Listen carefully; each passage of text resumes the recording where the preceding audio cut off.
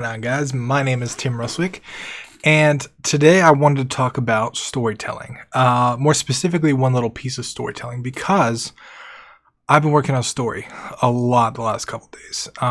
Last week or so, I've been trying to turn all of the levels, all the systems, all the enemies, all the game into a story mode, into a campaign for Philophobia. And I've had this idea for years, right? I've had all these kind of concepts. I had this idea in my head that I wanted to create a narrator. I wanted to have a narrator that would read poetry, like love poems, um, and they would rhyme and, like simple stuff. And then it would go over the top of the game, which was kind of narrating it.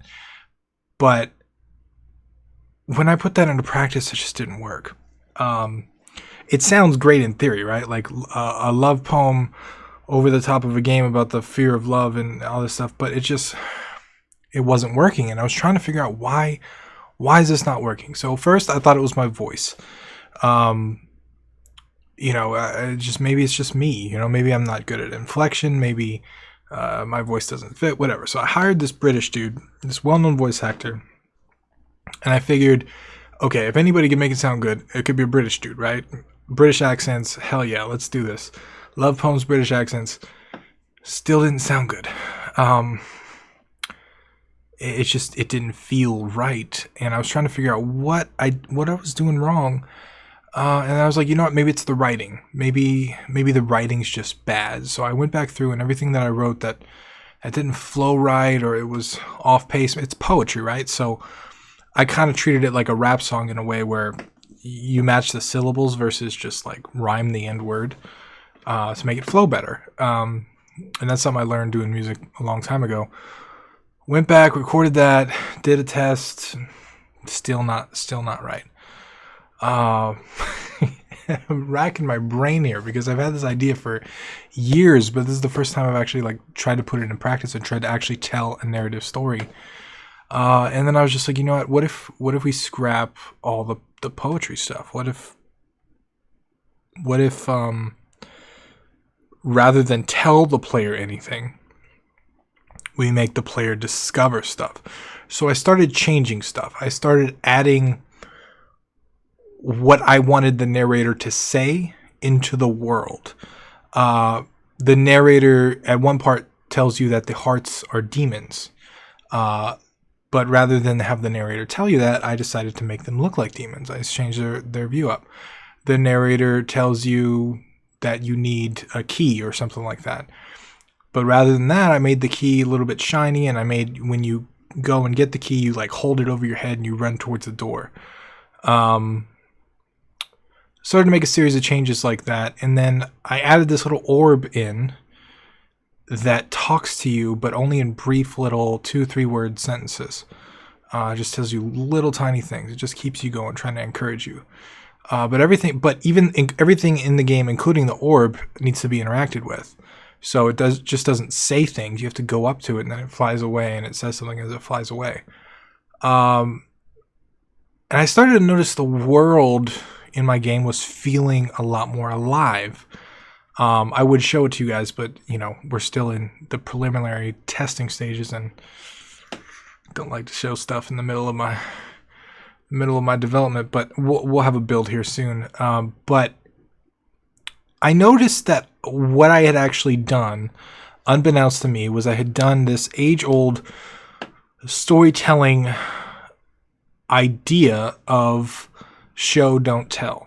I've been in storytelling classes. I've read storytelling books. I've watched YouTube videos. I've done research, all kinds of stuff. And if you've done any research in it, you probably heard this idea of show, don't tell. But what does that actually mean?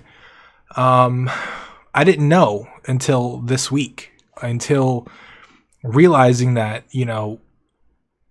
the reason the game felt so empty is just because this dude was talking over you, telling you what to do. And even when I changed the writing to kind of reflect on what the player was doing, not telling the player what to do. So rather than pick up the key, it would say the player picked up the key or whatever. It still didn't feel right. Still didn't feel good. And that's because I wasn't showing anything. I was just trying to tell this whole story with words. But it's just, that's not, especially in an interactive medium, that's not how you go about it. Now, I'm saying that, games can't use narrators. No, there are plenty of games that use narrators effectively. But it's just the way that I was going about it was trying to tell the player everything, not show them.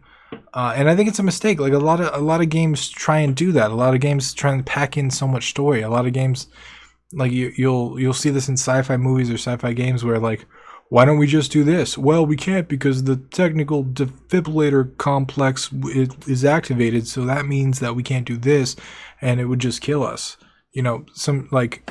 Adding in stuff rather than in a video game going up to it and, okay, it shocks you. It makes a noise. It gives you feedback. It rumbles the controller. Those kind of things are really, really effective. And, I'm by no means the best storyteller out there. I'm terrified to show this to people because I'm not even sure I've nailed it yet. But I am getting closer, and this show don't tell concept in storytelling has really helped me tremendously. I'm starting to embrace it now. I'm starting to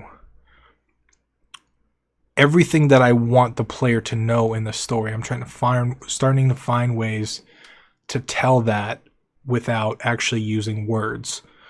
Whether it's the personification of the enemies, the faces they make, the sounds I use, the interaction time, how the player interacts with them, what they do. I'm starting to use all these different elements to kind of make everything a little more alive. And the world really feels like that, I think. So if you're working on story for your game, if you're implementing something, I'd recommend you look into this. I'd recommend you think about how you can show something to the player rather than tell them. If you're making a sci-fi game and you got to give a bunch of backstory, why not implement the backstory in the game? Why not have, when you talk to a character, you can ask him what happened in the war, or why not make like a history book that you could pick up off a disc and look through it? Stuff like that, I think, adds a lot. If you add little things to the game, especially if they're on theme, because that's important, right? Like on theme is really important too. That's another thing that I learned here. So once I started adding in the sound effects and the ambience and the dark tonality, a lot of the stuff that I added before didn't fit anymore because it wasn't on theme. Like everything needed to be on theme. So, if you show stuff in a thematic way, if you really build your game world out and make everything in your game really fit your theme and really show the player what you're trying to convey, I think it's a better way to kind of build out a story. So that's what I got for you today. If you have any questions on this or anything that I learned, you want to ask me any questions, leave them below.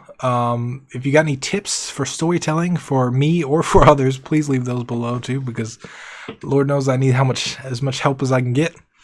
But thank you very much for watching. I appreciate all you guys as always. Once again, I'm Tim Ruswick, and I will see you tomorrow.